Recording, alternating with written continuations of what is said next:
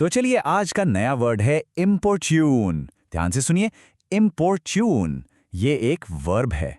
इसका मतलब है to ask someone pressingly and persistently for और टू डू समथिंग। आसान शब्दों में समझाऊं तो इसका मतलब है किसी से कोई चीज बार बार जिद करके मांगना।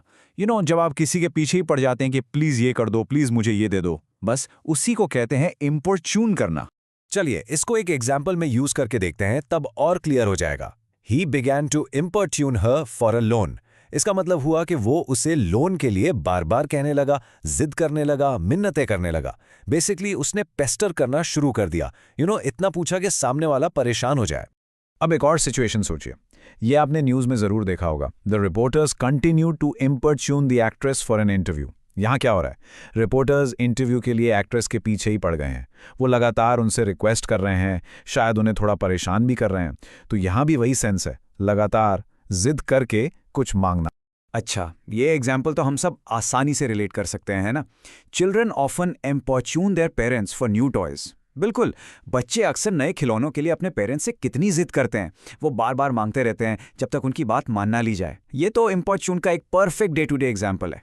तो ये वर्ड सिर्फ रोज की बातों में ही नहीं, बल्कि काफी फॉर्मल जगहों पर जैसे न्यूज में भी यूज होता है। देखिए, lobbyists importune lawmakers for changes in the new tax bill. इसका मतलब है कि लॉबियस्ट्स जो अपने ग्रुप के इंटरेस्ट्स रिप्रेजेंट करते हैं, वो नए टैक्स बिल में बदलाव के लिए कानून बनाने वालों पर यानी लॉ मेकर्स पर लगातार दबाव डाल रहे थे। सो यू सी, काफी वर्सेटाइल वर्ड है। ओके, तो अब इम्पोर्ट्यून के कुछ सिनोनिम्स और एंटोनिम्स देख लेते हैं। इससे आपकी वोकैबुलरी और स्ट्रांग होगी। इसके सिनोनिम्स यानी इससे मिलते जुलते वर्ड्स हैं बेग, बिसीच, प्लीड और पेस्टर। इन सब का मतलब मिन्नतें करना या जिद करना ही होता है।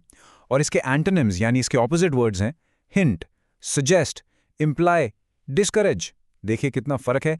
एक तरफ है जिद करना और दूसरी तरफ है बस हल्का सा इशारा देना या सजेस्ट करना, बिल्कुल उल्टा। बस आज के लिए इतना ही। मिलते हैं नेक्स्ट वीडियो में एक नए वर्ड के साथ। Happy learning, bye bye.